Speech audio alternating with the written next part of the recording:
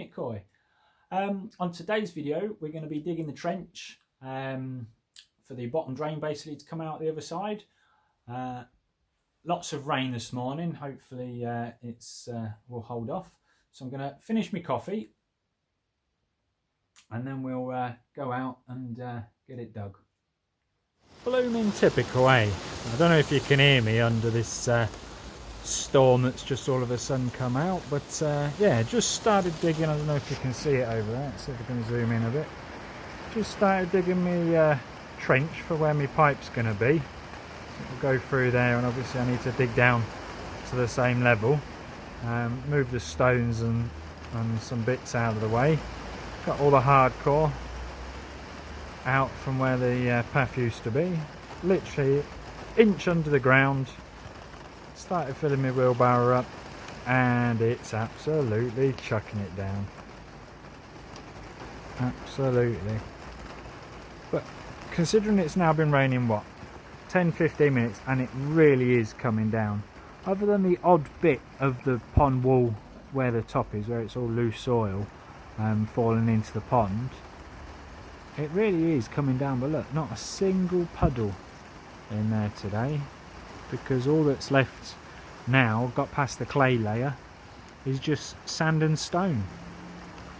So that's going to make working in there a lot easier. Bonus. So yeah, we don't get puddles in the pond anymore, so that's going to help. But considering how heavy this rain's coming down, I won't be finishing. Typical, isn't it? Afternoon off. And yeah, wasted my afternoon. Oh well, go make a cuppa, I think. Catch you in a bit. So it's a very damp day today, still drizzling, but not raining, so I've managed to get some more digging done. Show you what I've been doing.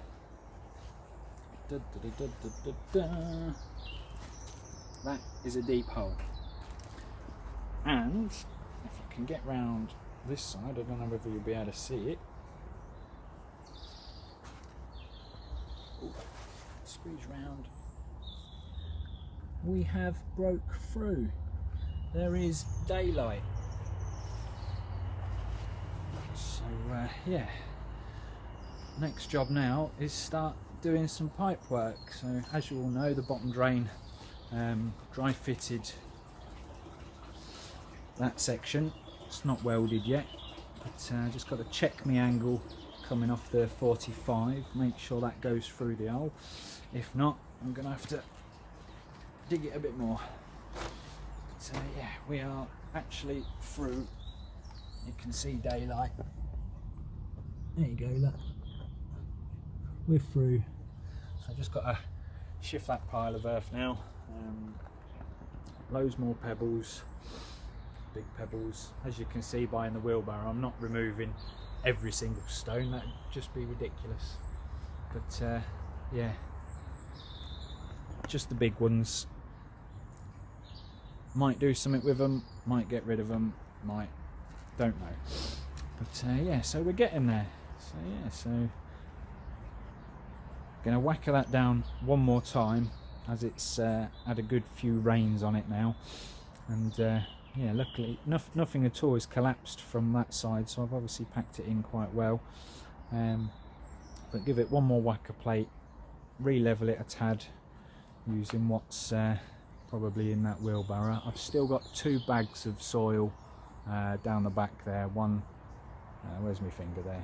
One right there, and then one just behind the old backy shower cover. Be able to use that to refill in this hole once the pipes are in and up. I still don't have my 1-inch pipe yet. I don't know whether I'm going to order that or just nip down to Japan Koi Imports. I'll probably nip up there next week. I've got some free time next week, so yeah, unfortunately we had a bit of a decision to make. As you all know, people that have been following me for, well, since the beginning really, for a while, will know that I had a couple of sick fishies in this vat. Unfortunately they weren't getting better, and I had to make the real hard decision to put them to sleep. I was on my third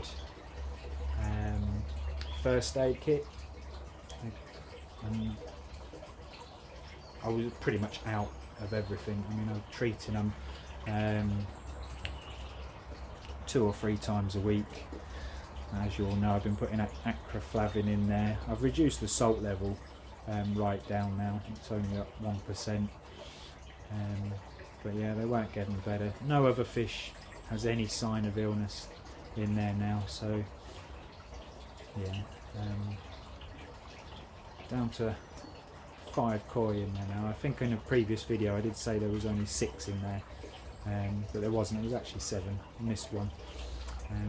But yeah, they're all happy as Larry in there now. It's still heated, up to 20%. Where is it?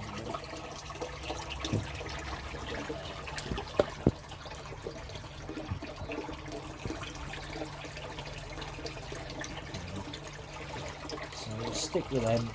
I'm going to keep them heated for now. It's at 22 degrees, using the good old cloverleaf 2 kilowatt. Working a treat since I put that in, no leaks. You'll probably notice as well I've made the backy shower redundant for the time being. With only 5 koi in there, 1 tiny little orf and 2 tiny little tench. That's a 35,000 litre pressure filter, running 8,000 litres an hour through that currently at the minute. With only 5 koi, and not very big 5 koi, I mean the biggest one's only about 12 inches and 30 centimetres, so yeah, it's no need for a backy shower on there at the minute, so it's helping keep the warmth up basically, a little bit less on the old electricity bill. The guys down in the big blue vat down the back, all happy. Obviously they're a bit cold. Since I've put the clover leaf on this one, I've put the aquarium heater back in there just to, it's not keeping a temperature, it's too cold for that, but it's you know, keeping it up a couple of degrees of where it would be if it weren't in there, so that's good. I think that was on 11 degrees this morning, and considering it's early January, that's not too bad, not too bad. But yeah, so we'll see the fryer coming on really well.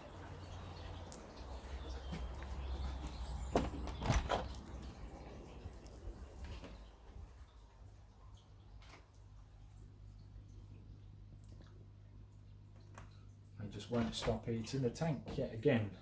Obviously in previous videos it was starting to clear up, but it's gone murky again.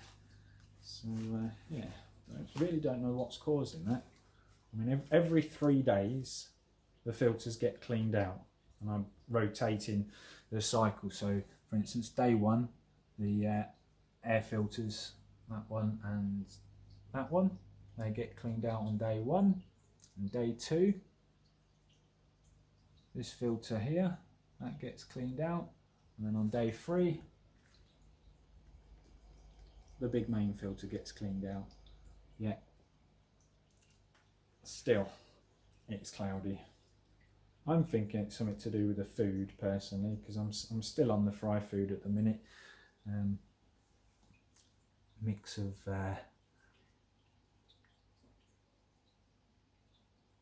level 2 koi food and level 3 koi food for the grow-ons. I have now though mixed in some of the Copin's 2 mil pellets, because some of them are getting plenty big enough for that, but there's just a couple in there that literally haven't grown. There's this little tiny fella there.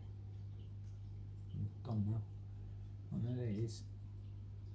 He is like a quarter of the size of some of the other ones. He is so tiny. And there's one of the big ones, that my favourite Ojiba. I think he's an Ojiba. Who knows at this age? They change so much, but yeah. So they're all doing well ever since the the catastrophe we had in there. But yeah, the just to give you a bit of an update on that as well, the BioKit Premium, haven't had to use any more vials. Nitrate is now at 0. Nitrite, sorry, is now at 0. Nitrate there is a trace of, but with everything that's in there, in that bag at the back there, that one, that's got some oxygenating plant in as well, so that's just helping keep the nitrates at bay, but nothing to worry about. And as you can see, they are all happy, fighting, fit and healthy. Still a couple in there with bent gills. Some of them that I thought were going to be really bad seem to have almost gone back to normal. I can really only see one in there now that's got a really bad gill, and that is not you. That little fella there. No, he keeps moving. No, can't vote. They're all too many. There he is. That one. That one there. The one that I still think is probably a gym ring. So unfortunately, his gill's gone a bit bent. But hey ho, the rest of them. Oh no, it weren't him. It was that one. They just won't stop moving for the camera. They look hungry, but they're not having any more. They've just been fed. But yeah, so that's where I'm up to. I say broke ground on there, so there's not a lot I can do now until I get the rest of my pipe work. And then I'll dry fit everything, make sure it all fits. And if it all fits, we'll weld it together. Although I have built many ponds over the years, I've never done any pond work with 4-inch pipework. I've basically never put a bottom drain in. It's all, every pond I've done has always been pump fed. Have done a tiny bit of welding in the past, but if anyone have got some tips for me on the best way to weld these, obviously I've watched everybody's videos, so I've seen every which way everybody's done it, but if anyone's got any direct tips for me, leave them in the comments. That would be a great help. And also what the best welding glue is. In all the pond shops, obviously they generally sell the weld on wet and dry, so I'm assuming that's probably the best, but following Quality Nishikoi as well, he always uses the one that B&Q supplies, and can't remember what it's called, Flow Summit or other. And yeah, so if that's the best, please let me know. If it is the weld on stuff, I know that's a lot more expensive, but I will get that, because once that bottom drains in, that's going to be the last we ever see of it. So yeah, let me know guys, that would be muchly appreciated. And next time you see me, we'll be fitting the pipework, I guess. Catch you later. Yeah, so again, thanks for watching guys. When we get back on the next one, as I say, you'll see me fitting the pipework. Fingers crossed that goes all right. What I'm going to do is once I've welded it all together, I'm going to fill it up with water and make sure there's no leaks. Don't know if that's the best thing to do, but that's what I'm going to do. Make sure there's no leaks coming from it. Once I'm happy that there's no leaks coming through it, then I will pump out all the water and cover the top, ready to put the sleepers and liner in. But yeah, so catch you on the next one. Thanks for watching. Like and subscribe, as everyone says. If you could share the videos as well with your friends on social media, that would be muchly appreciated. Help get the numbers up, helps the channel grow. And yeah, I'll catch you all on the next one.